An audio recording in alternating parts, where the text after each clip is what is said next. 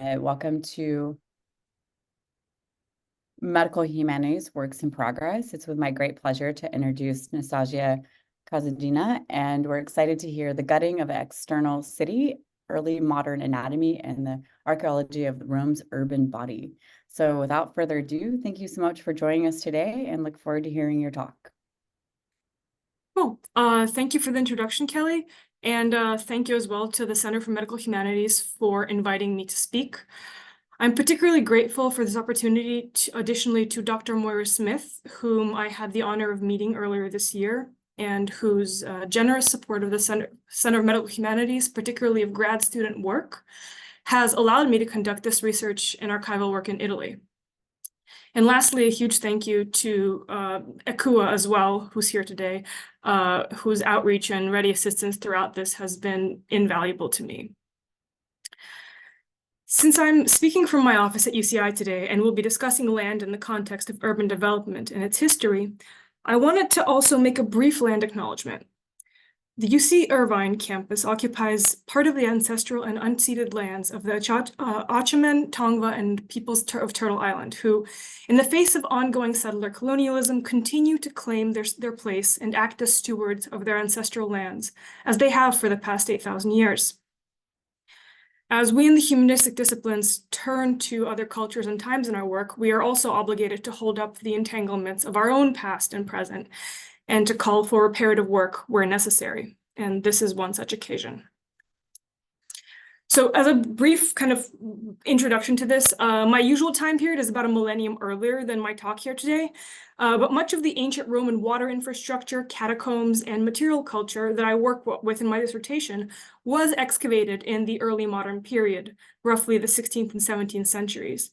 And so I'm often working through the prism of what the early modern Italians and Europeans in general have to say about my period, which is late imperial, early medieval Rome.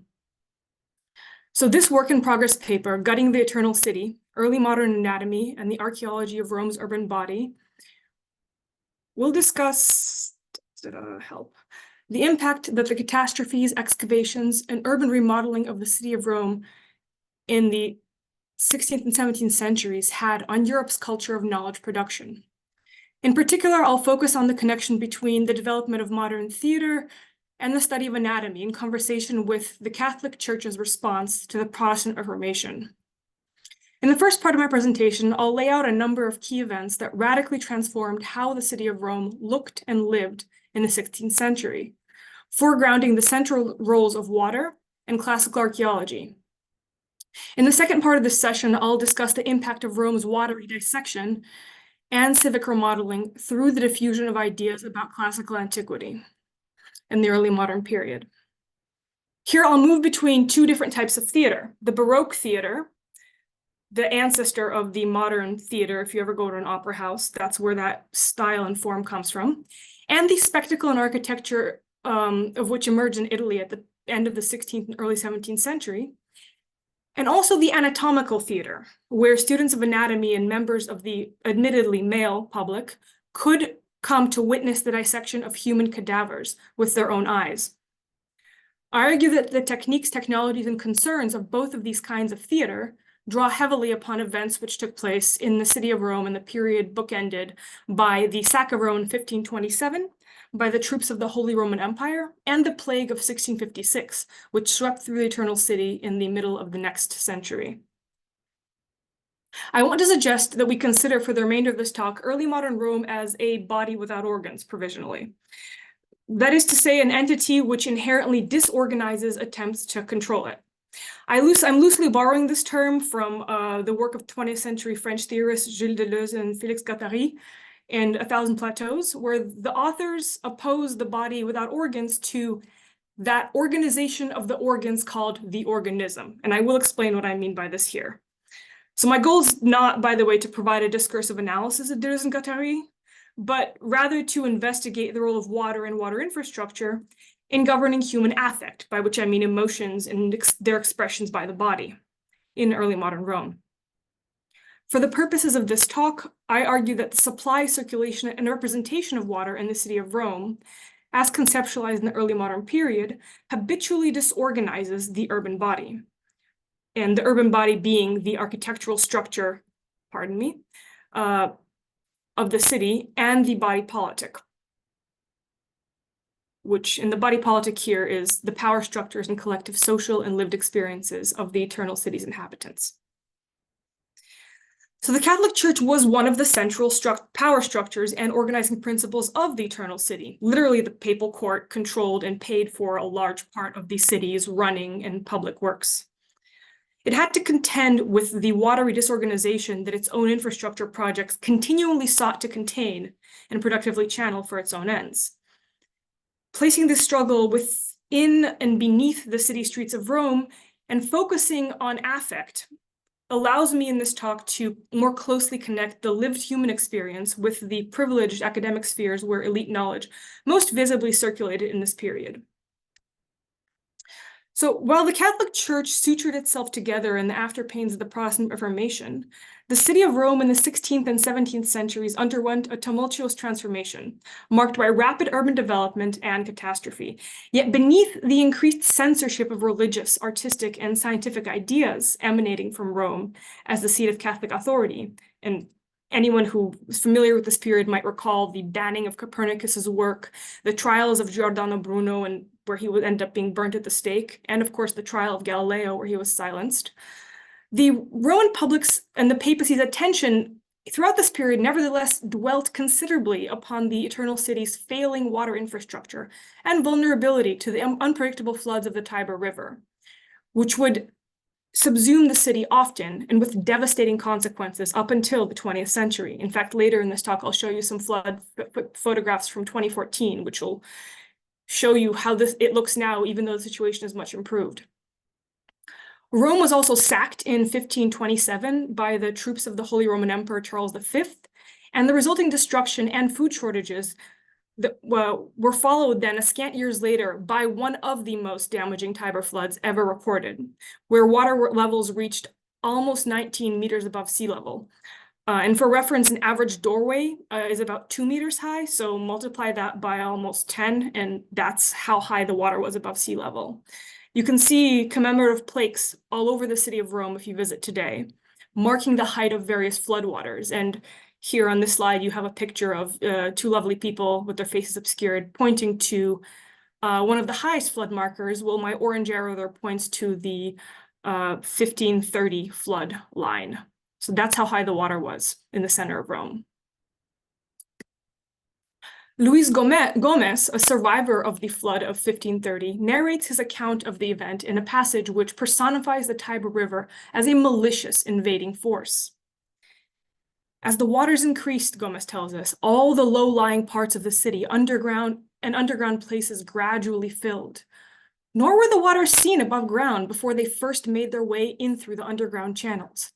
But after all the low-lying areas of the city had been filled with water, as if by treachery and stealth, the Tiber began to wander at will through the city's streets and districts with greater force, as if it had intended to obliterate the city down to its foundations with water. The waters launched the first attack on the bridge of Hadrian, which is now called Sant'Angelo. So, notably, by centering his narrative on Castel Sant'Angelo, where the current Pope Clement VII had taken refuge in the 1527 sack of the city and subsequent episode of plague in 1528, Gomez is also drawing a parallel between these two catastrophes.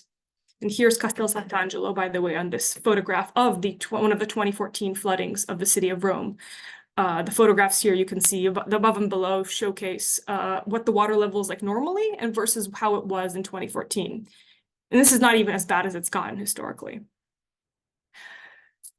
So Rome's civic government and the Catholic Church had to address the aftermath of both events simultaneously, the sacking of the city and the flood 3 years later, as well as the intervening period of famine and plague. Also, the papacy had to develop a coherent response to the Protestant Reformation, wherein a lot of Europe was turning away from the Catholic Church and seeking other forms of Christianity. Thus, the Council of Trent, which took place in the middle of the 16th century, took also took place in the midst of a swath of urban restoration and renewal projects in which Rome's governments both sought to clean up, rebuild, and develop preventative measures against future Tiber floods and hostile invasions. Pamela Long lays out in her detailed study of Rome's municipal engineering projects in this period the exploration of Rome's watery underbelly and the study, repair, and addition to ancient Roman water infrastructures that took place in the 16th century. This period produced a wealth of knowledge about the classical past and led to its appropriation, interpretation, and misinterpretation in the early modern context.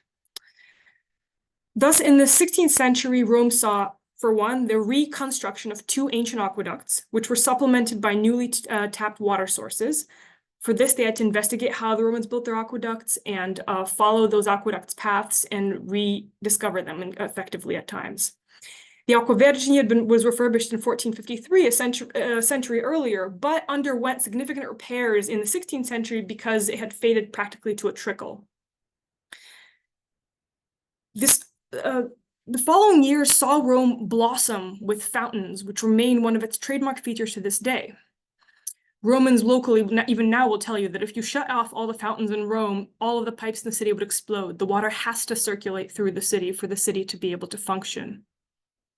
Thus, Rome's urban body, churned up and digested by the city's body politic, became both the archaeological source and definitive font of knowledge about the ancient pagan world.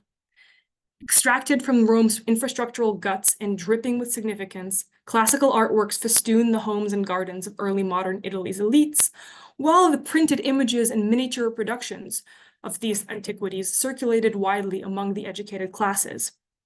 Locally, though, in Rome, such classical fragments also voiced the concerns of the urban poor as talking statues accessible to the public for posting anonymous complaints. I'd like to draw your attention to the first of these talking statues, the Pasquino, pictured here in the right. In 1501, at the beginning of the 16th century, the fragmented remains of a Hellenistic sculptural group of the Homeric hero Menelaus, carrying the body of Patroclus, had been excavated during the expansion of Cardinal Olivieri Carafa's palazzo in the Roman district of Parione, near Piazza Navona.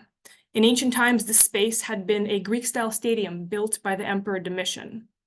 But by 1509, the cardinal began to include this sculptural fragment, which was considered too damaged and ugly to be placed in a prestigious collection owned by some noblemen. But the cardinal started to include this fragment in his Paschal, that is to say Easter season festivities, including dressing it up on April 25th, St. Mark's Day, and classicizing historical outfits and making it role-play different characters. The Pasquino statue also started to host or serve as a bulletin board for short-form Latin poetry competition, in which participants would affix their contributions to the base of the statue. These elongated, these shortened these educated Latin epigrams, situated as they were in the public square at the intersection of several major newly renovated 16th century thoroughfares, including the Via Papale, literally Pope Street, soon began to attract more vernacular and diversely authored texts, in addition to the officially sanctioned pithy Latin exercises. These new anonymous notes would perniciously call out and lambast powerful members of Rome's political society for neglect and misconduct of their civic duties, and such clandestine critiques of power affixed to the statue at night were attributed to the character named Pasquino. So Pasquino is excavated in 1501. We have our 1509 tradition beginning.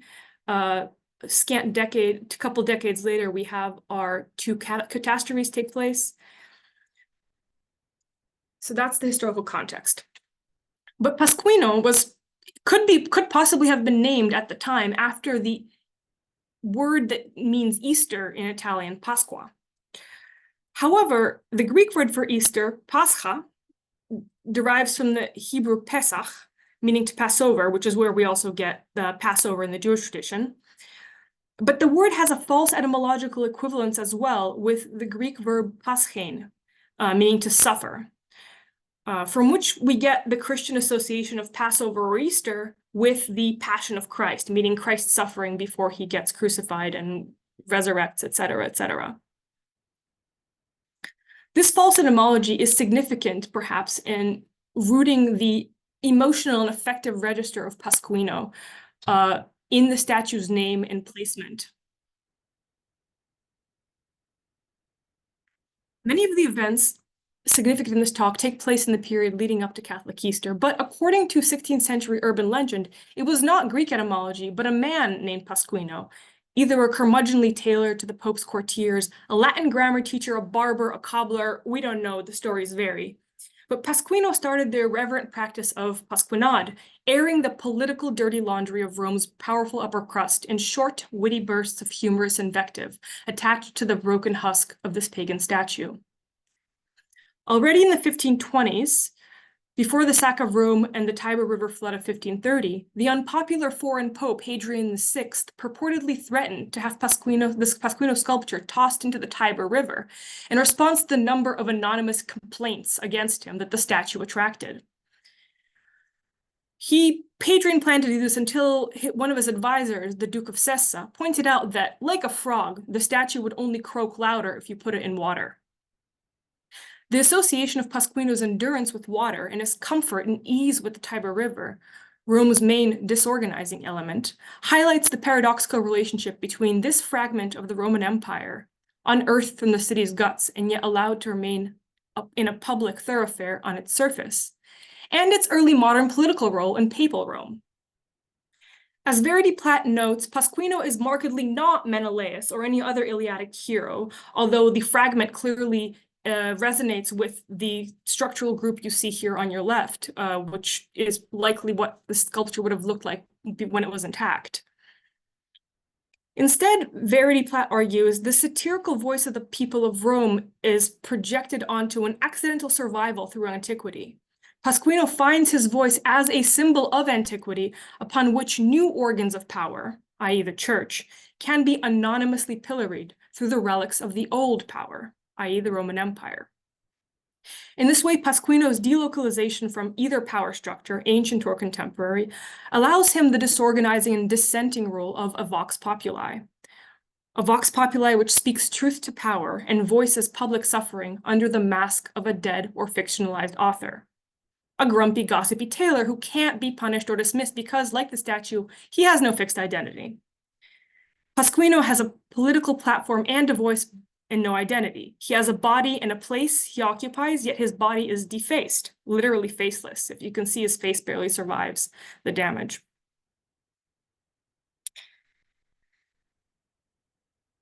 Pasquino's placement happens to just be near where he was unearthed, because he's precisely too ugly to be bothered with to be placed in a collection.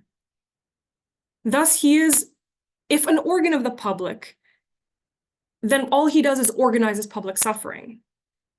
And he unleashes this privately authored rage and indignation and other forms of human affect into the public to circulate uncontrollably through gossip. This stone husk of two fused, broken male bodies, one dead, one alive, Menelaus carrying the dead Patroclus, has no organs, no guts of its own to spill, and yet it serves to disorganize the Roman body politic by organizing grievances of the lower part of that political body, the lower classes. I don't use the language of bodies, organs, and their visible and invisible processes anachronistically, by the way. It's not just Deleuze and Guattari giving me a good language here. The 16th and 17th centuries in Europe witnessed a growing interest in studying both the human body, particularly its interior structures and organization, and its effective language, the expression of emotions. The race to understand and control the human being, both in body and in affect, played out across the sciences and in the religious sphere alike. One of the key moves of the Catholic Church was Pope Pius III's approval of Ignatius of Loyola, founding the Jesuit order in 1540. The subsequent rulings of the Council of Trent over the next 2 decades shaped the development of the newly formed order, whose project was didactic, teaching, retaining and converting human souls to Catholic Christianity by appealing to both emotions and reason. In their study of the development of Jesuit theater from the middle of the 16th century, Louis Aldani and Victor Yanatelli narrate how the Jesuits, charged with re-indoctrinating the increasingly Protestant Europe and conducting missionary outreach throughout the European colonial apparatus, developed increasingly spectacular theatrical technologies in response to their mission. And in tandem with the development of Jesuit theater technologies, European courts in the 16th century seized upon effective and military spectacle as a tool for expressing their power by controlling the chaos of staged battle scenes. Felicia Else describes how the 16th century Italian and European elite spectacle increasingly drew upon the awe-inspiring and terrifying experience of water and fire, unleashed within the enclosed space of an indoor theater or walled courtyard, in the form of a naumachia, a fantastically embellished naval battle reenactment.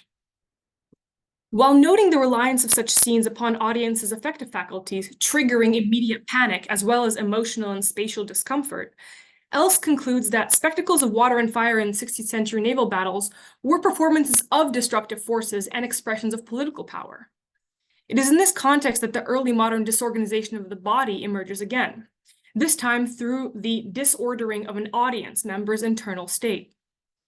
Indeed, in Anti-Oedipus, Deleuze and Guattari also reframed the body without organs as understood through the human condition. They describe it as an affective state, an emotional register, entered via a harrowing, emotionally overwhelming experience. The renowned 17th century Italian sculptor, artist, architect, occasional playwright, and amateur theater director, Gian Lorenzo Bernini, shared an avid interest in the study of affect with his courtly and Jesuit peers. He also hung out with a bunch of Jesuits, incidentally, so there was clearly some cross-pollination. Bernini's work is often characterized as theatrical, with sculptural programs that marry marble, gilded stucco, natural light, and a church's architectural space for an intensely emotion-jerking experience of Catholic spirituality. Bernini's sculptural programs, such as Saint Teresa, pictured here, embrace affect in the spirit of Catholic and Jesuit Counter-Reformation interests. That is to say, emotions as a clear, codified system of facial expressions that can be read and unambiguously understood by the audience.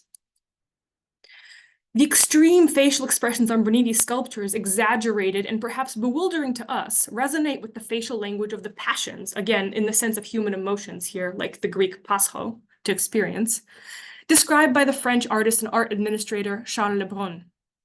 In his posthumously published Conférence sur l'expression générale et particulière, Lebrun characterizes the passions in vividly specific descriptions accompanied by a series of drawings, and as in his earlier lectures, moves between philosophical theories of emotion, such as René Descartes' treatise on the passions, and the seminal and practical Italian Renaissance treatise on perspective, Giambattista Alberti's Della Pittura, which instructs painters how to create an illusionistic 3D space, among other things.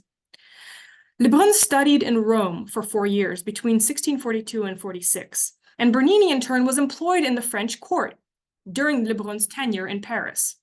As Stephen Ostro indicates in his research on Bernini's career, it is likely that Bernini came into contact with Lebrun's ideas or even attended Lebrun's lectures during the latter period. Outside of his papal state payrolled monumental sculptures, Bernini's interest in affect, however, transgressed the rational clarity of legible facial expressions and ventured into more unruly, immediate, and undidactic territory. In 1638, a year after another disastrous flood on the Tiber, Bernini staged a theatrical production of a play he designed called The Inundation of the Tiber. In this play, he used real water contained by makeshift embankments, and suddenly the barriers of the embankment would break and the water would rush towards the audience, inducing, we can imagine, real and immediate panic, in excess of any horror movie you'd go to see today. Having triggered his audience members' traumatic instincts and reduced them to jangling bags of nerves, disarrayed by intense emotion, Bernini's production would snap up hidden barricades at the last moment, curtailing the spread of the water. Similarly, in a comedy by Bernini called The Fair, a carnival float returning from the pre-Lenten festivities is accidentally set on fire in order to trigger the audience's panic and immediate stampede towards the exit. At the point of maximum confusion, Bernini's stagecraft would engineer a rapid scene change to replace the flaming float with an idyllic, Edenic garden scene. Unlike the sorts of elite court performances described by Felicia Else earlier, Bernini's water deluges and conflagrations have no overt religiously didactic or moral context to justify them. They barely even have plot. They're not naumachia, they're not framed as moralistic hell scenes in a Jesuit passion play. Instead, they represent the real lived Roman experience. The inundation of the Tiber recreates a recurring local catastrophe that the audience members likely experienced in person, maybe many times, while the fair is set immediately after a passion play, on the return home during the yearly carnival season. By the way, a carnival in Rome is like a week that in our calendar would include Mardi Gras. It's a series of festivities that happen before Catholic Lent. So Bernini's fair takes place exactly when the spectacle of the festival is over and the realities of life are supposed to return. Thus, the disorganization of the audience that roots spectators in their own panicked bodies, with their rational faculties completely obliterated, occurs in Bernini's plays because they break from the organizing principle of a courtly or religious framework. Irving Lavin describes Bernini's overall theatrical oeuvre as either, quote, illusionistic tricks, which would directly impact the audience when houses collapse, the theater catches fire, or the audience is almost flooded, or else, in other instances, as irreverent satires, as living caricatures, which would work incisive political commentary upon Rome's political noteworthies. Lavin's description draws a parallel between Bernini's use of satire in his theatrical home productions to the Roman genre of pasquinade, posting anonymous notes of political invective on classical talking statues like Pasquino, who we met earlier. Pasquino, incidentally, is Bernini's self-confessed favorite classical sculpture. While the prior century's most well-known sculptor, Michelangelo Buonarroti, favored a classical fragment known as the Belvedere torso, a Roman antiquity well-positioned and well-preserved within a papal pavilion, Bernini claimed that Pasquino's very damaged and public placement meant that truly appreciating the past splendor and craftsmanship of this piece, the Pasquino, required a discerning eye trained in classical sculptures and, implicitly, a familiarity with cutting-edge humanistic sciences such as anatomy. This privileged and pretentious perspective, however, is disorganized also and countermanded by early modern images of Pasquino, such as the 16th century print produced by Antonio Lafreri, made by an anonymous artist.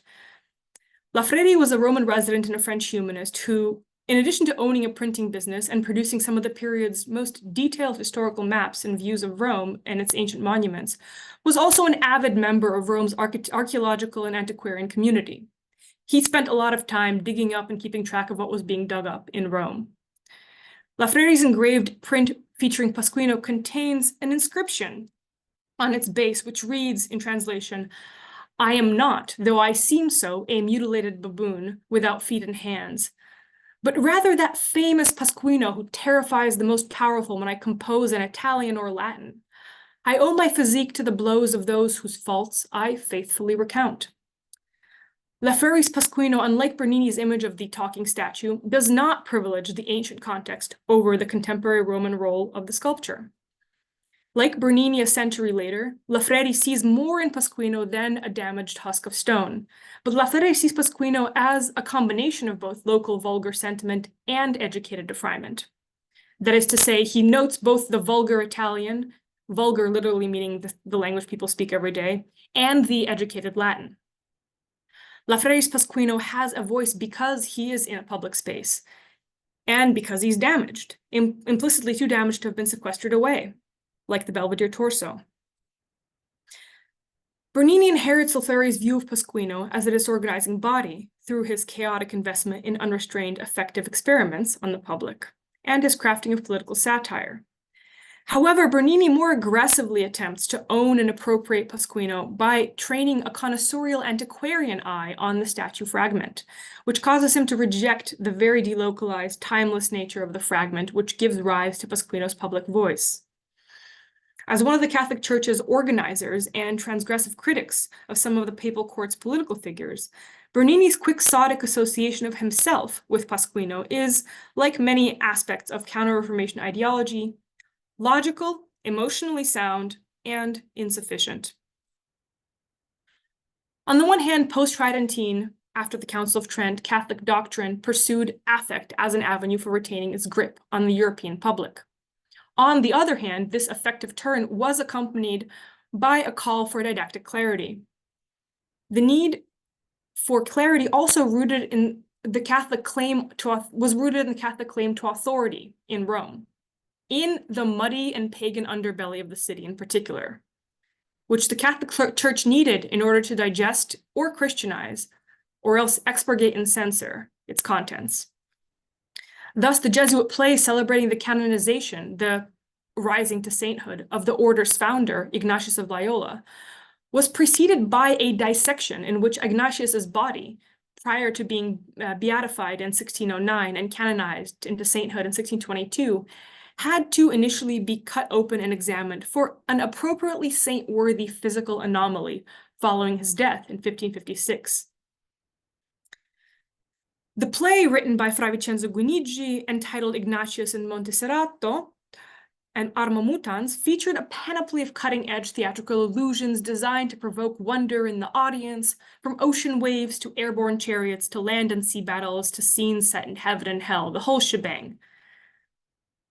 By contrast, the anatomist performing the dissection of Ignatius of Loyola's body over half a century earlier, Rialdo Colombo and his student, Juan Valverde de Amusco, had previously conducted autopsies on the bodies of other high-ranked Catholic luminaries. To them, this was a regular gig. Ignatius's bowels and guts were empty, they found, which was attributed to his pious fasting. The apparent atrophy of his liver that the anatomist reported had precipitated Ignatius's death, they speculated.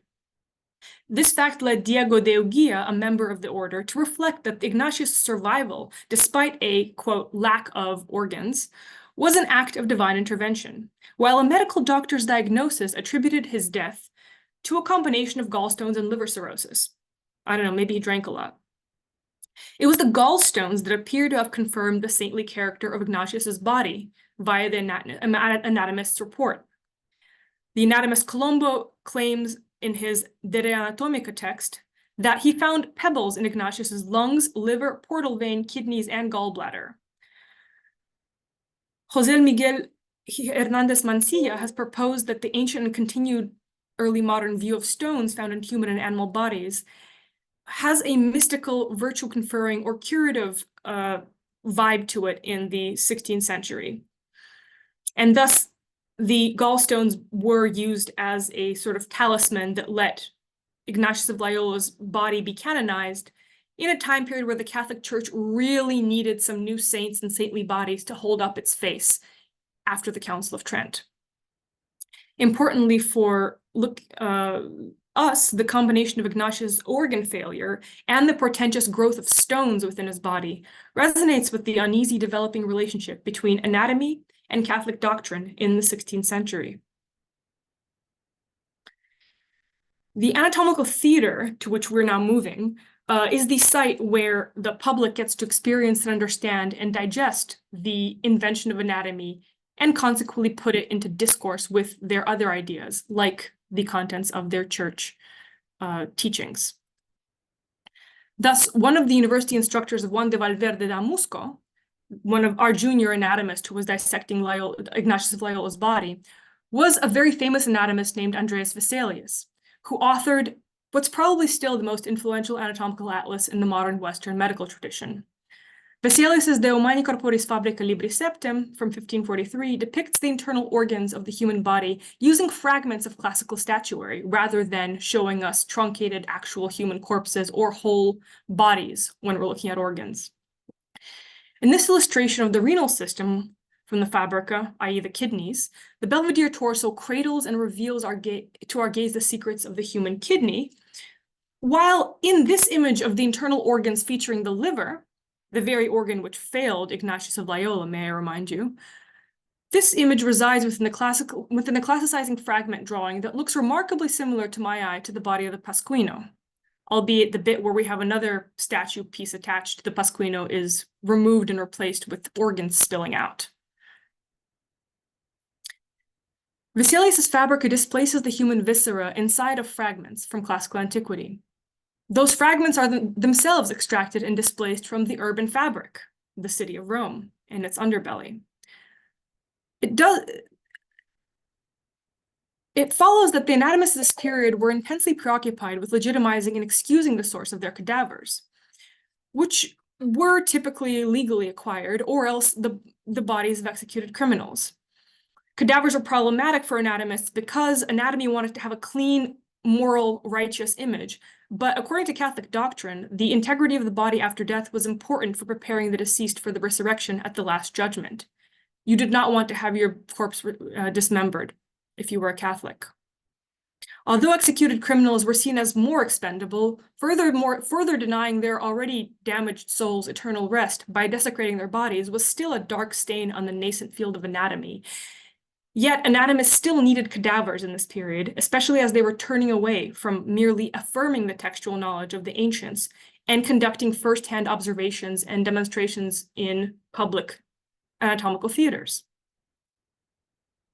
In Vesalius's Fabrica, the internal organs of a dead but once living human spill forth from a fragmented, bloodless classical torso. For Vesalius, antiquity is a mask, which grants its anonymity to the cadavers that fuel early modern medical inquiry and help it save face in the anatomical theater. Vesalius distances the anatomist from the dirty source of his cadavers by denying those cadavers their humanity and their identity, and by covering them up with the faceless fragment of classical antiquity. Note that if this is indeed the Pasquino, for example, he has removed the head further to prove that point, although the head is already quite damaged. A decade later, the same year he took part in the post-mortem of Ignatius of Loyola, Juan Valverde, our friend from earlier, publishes his own anatomical atlas, called the Historia de la Composición del Cuerpo Humano. Valverde's atlas largely reproduces Vesalius's Fabrica, with minor alterations and corrections, and finer quality prints. A few of the prints are not copied from Vesalius, and these are crucial, though, to understanding Valverde's relationship to early modern anatomical science, his discipline, and classical antiquity. Valverde, who was working in Rome, includes the Belvedere torso in his atlas, as well, like Vesalius, but his Historia cites the classical fragment indirectly by referencing instead the image of St. Bartholomew in Rome's Sistine Chapel ceiling painting, made by Michelangelo himself. Remember, this is Michelangelo's favorite statue that he associated most closely with himself. Help. There we go. Meanwhile, instead of situating human viscera inside the excavated marble bowels of a classical fragment, as Vesalius does, Valverde's Historia pins bowel guts and gut system to the surface of the fragments, like political invectives are pinned to the Pasquino, we might say. Valverde and Gaspar Becerra, his illustrator, model their fragments off of ancient Roman armored torsos, not fragmented nudes like Vesalius does. And they go one step further than Vesalius as well, in entirely disembodying the armor instead of just excavating the central cavity.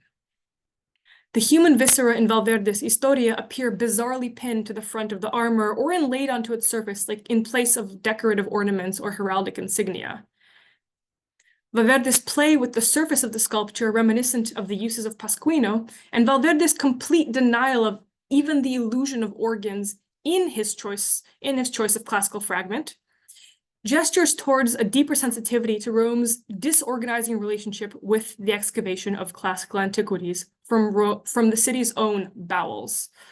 Valverde, working in Rome and digging about in the guts of recently deceased Jesuit clerics, creates a body without organs in order to recontextualize and liberate human organs from their fleshy, problematic origins. Valverde's knowledge is obtained with Catholic permission and used to confer sainthood, because the bodies he dissects are afterwards put back together and embalmed and preserved, and also sometimes sanctified. That said, both Vesalius and Valverde want to create the illusion that they can bloodlessly prize the organs from a person's stomach and display the knowledge obtained therefrom in their atlases, like an antiquarian showing classical antiquities ripped from their context and enshrined in his private collection. Much like the guts of the cadaver on the anatomist's table, the historical guts of Rome were nevertheless far from bloodless, as we've seen, particularly for the city's lower class inhabitants. The 16th century was muddy and bloody in both a physical and a moral sense, and I have just the anecdote to illustrate this for you. 10 years after Ignatius of Loyola's death, before returning home to his royal master, the ambassador of Poland went to say farewell to the reigning Pope, Pius V. They met in St. Peter's Square, where the ambassador asked for a relic to take back with him to Poland, to keep the Poles Catholic. In reply, Pope Pius V bends down and takes earth from the square with both of his hands and just places it in a handkerchief, hands it to the ambassador, who's understandably slightly confused. The Pope reassures him that this is no ordinary earth, but earth mixed with the blood of Christian martyrs.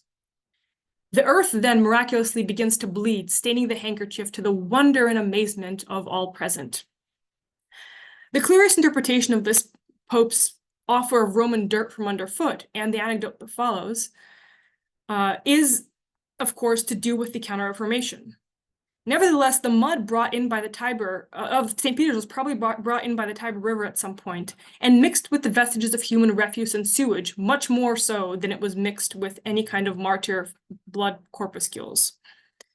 The Pope's gesture communicates that the post-Council of Trent validation of Roman Catholicism and the repudiation of Protestantism is the authoritative Christian creed, and that this authority relies upon the bodies of the martyrs and upon the martyrs' physical presence beneath the city in its ancient catacombs. By offering Roman earth, the Pope was emphasizing the materiality and geographical specificity of its claim to Christian authority. This blood, this earth, and this city. However, it is also true that the events that attracted our many luminaries, our Vesaliuses and our Berninis, our Valverdes and our Berninis, and our Michelangelos as well, to early modern Rome, those events were truly catastrophic sometimes, and literally soaked in more recently shed blood and suffering of its citizens, during the sack of Rome, during the Tiber floodings, and many other events. In a reflection of this, our classical statues too were often not being discovered in private gardens and vineyards, but ignominiously hollowed up from the flooded, defunct cisterns and gunked up drains of the city. It's under these twin conditions that the great period of Roman catacomb discovery took off and impacted the course of urban planning and production of knowledge in the natural sciences. Antonio Bosio, the author of an over 600-page urban exploration of Rome's catacombs, combines archaeological inquiry with religious motivation in his work. Bosio's work contributes the kind of narratives that foster post-Tridentine Catholic ideas about the martyrs. His work supports the claim that Rome's earth is soaked in the blood of martyrs, and the breath of Christianity does circulate beneath the city's skin. Take a look at the book's frontispiece here on the left. It offers you a cross-sectional view of a darkened tunnel surmounted by imagery of Christian martyrdom and papal supremacy. The architectural cross-section imagines Rome as a house of God with an underbelly of Christian history, built on the bones and blood and bodies of martyrs. In that central scene, in fact, we see a bunch of saints, a bunch of Christians, ancient Christians, that is, hauling the intact body of a martyr to its resting place to underscore that immediacy. Bosio's text, Roma Sotterranea, Underground Rome, exemplifies how underground infrastructure became a staple point of religious discourse, artistic conversation, and urban planning in 16th century Rome and in the early 17th century.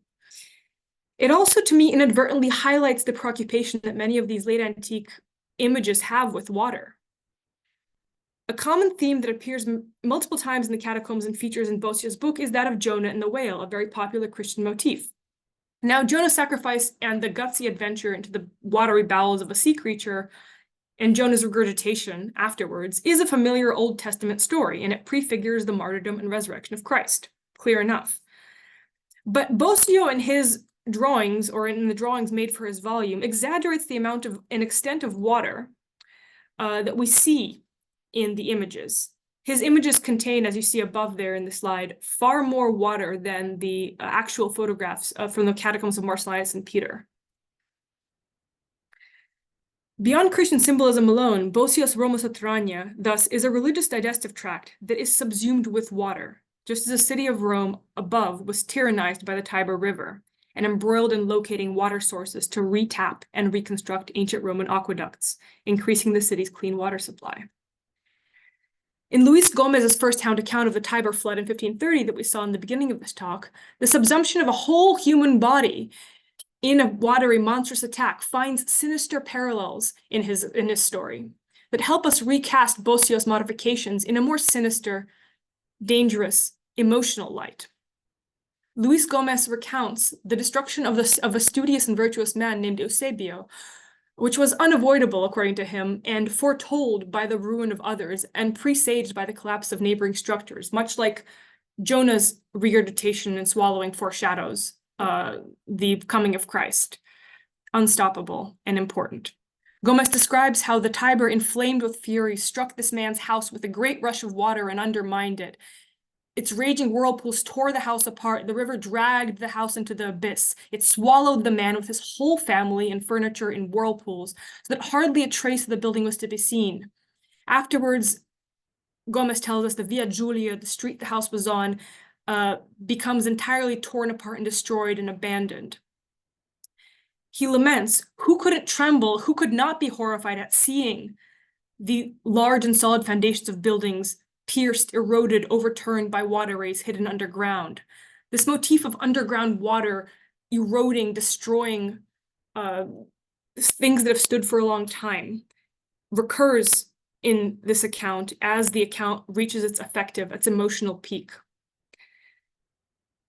Gomez tells us how wretched is the condition of mortals, he laments. He turns to exhortations rather than narrative. He exclaims, he uses exclamation points in this part of the passage. He notes that Rome earlier that morning had been safe enough, and things were gradually getting better, happy and prosperous, and then, meaning after the sack of Rome, of course, then suddenly, in the space of a moment, everything was turned to grief and took on the appearance of pale death.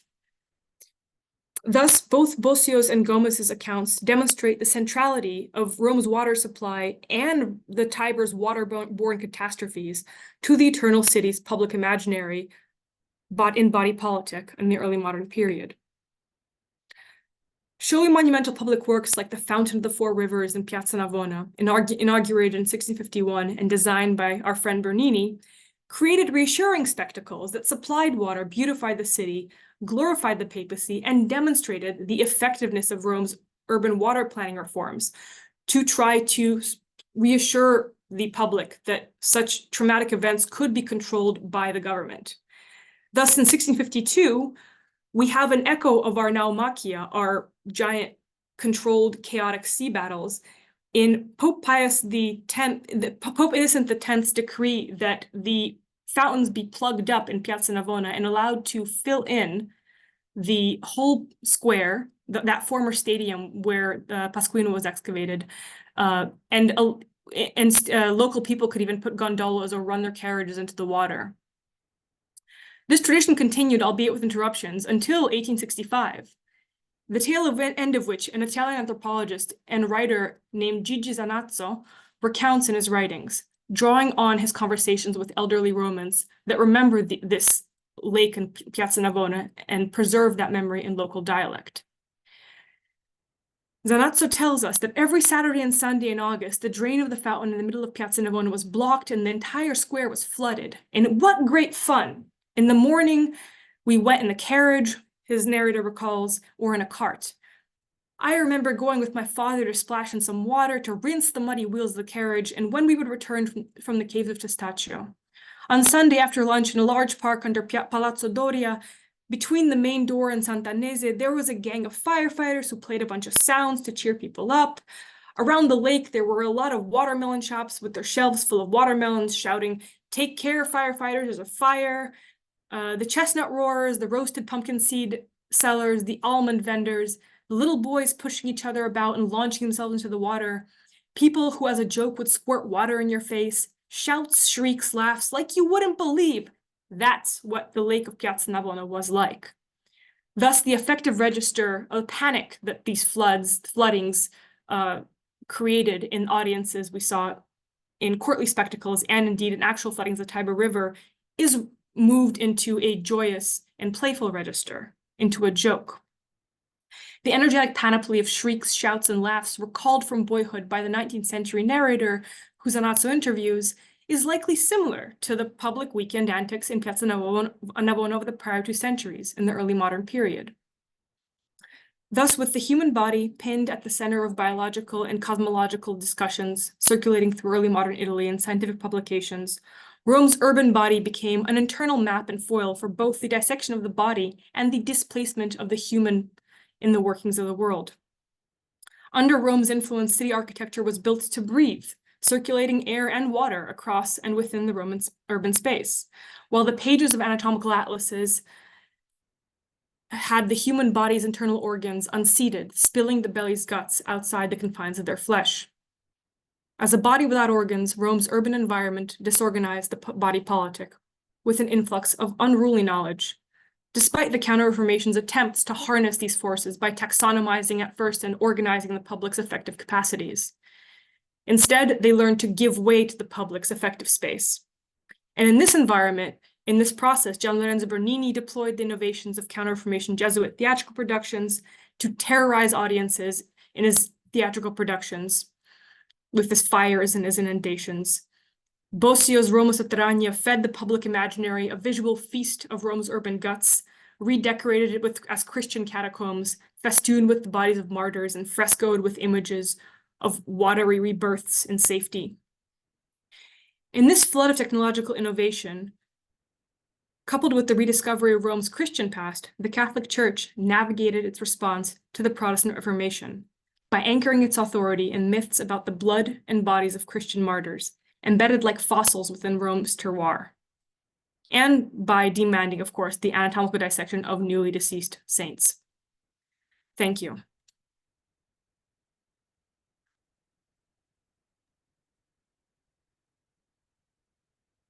Thank you very much. Any questions? Everyone can turn their cameras back on. That was wonderful. Thank you so much for sharing that body of work. Anybody have any questions?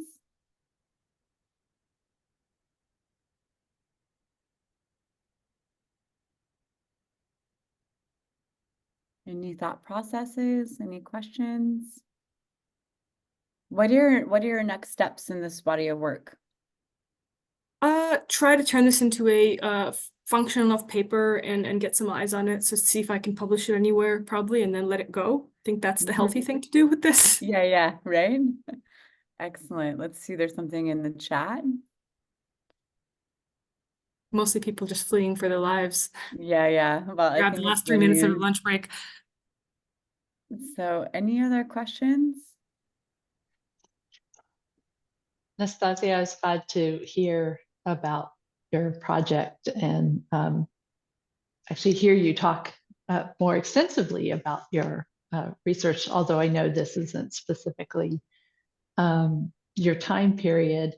But I'm curious to know, in doing this particular project, what insights are you going to take back to your primary research project that is that much further back in time?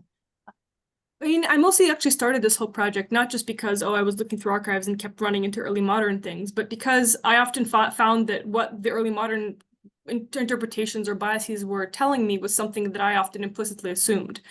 And when you're trying to study something as relatively still unresearched compared to other periods of Roman history, as sort of early medieval Rome, it's the period that not everyone wants to touch because it's messy and it's less pretty. You have to be extra sensitive to those biases and those overwritten narratives. And so I've actually found it to be a great corrective in my work, and that's kind of why I kept this paper on my back burner. Thank you so much. Any other questions? I just kind of, which is out of nowhere. Sorry. I mean, I'm us as advisors, so I don't want to like commandeer this into it like office hours or something like that. But I just wanted to say that I think that was really great. And the paper, I mean, this is essentially could be like a précis of a book project. And I mean, just in terms of the way that you very deftly kind of move from topic to topic and site to site, I can see this as like a very interesting, compact, kind of like 3-chapter book in the conclusion. So I would just encourage you to kind of, you put on the back burner, like let it kind of like ferment and stuff. But, as you're looking into the next stages of your career, I mean, this is something that I don't think you should abandon. And of course, it's a cross-pollination, and it's always the temptation to like do everything in the primary book dissertation, but I think that this deserves its own airing. Yeah, this is everything I cut. Okay, yeah, This is my great. intro, right? Once upon a time, I threw it out. Yeah. That's what this is. This is my trash bin.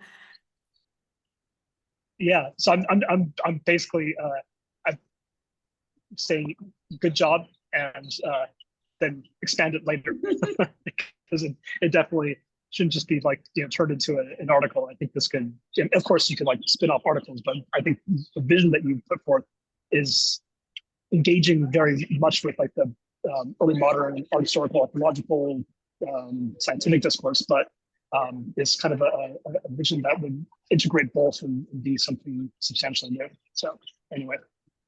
Oh, thanks. And it's I'm always very nice to proud. hear Really compliments good. from one's advisor. So thanks for that. Yeah, absolutely. Sometimes they're hard to get. Just kidding. All right. Thank you so much, everyone. Really appreciate everyone's time and look forward to hearing more of you about your work. And we will have more works in progress next month. And we have actually 2 coming up next month and then 1 in June. So super excited to see more of you and have a great day. Thank you And very thanks, much. Sam. Thanks, Nastasya.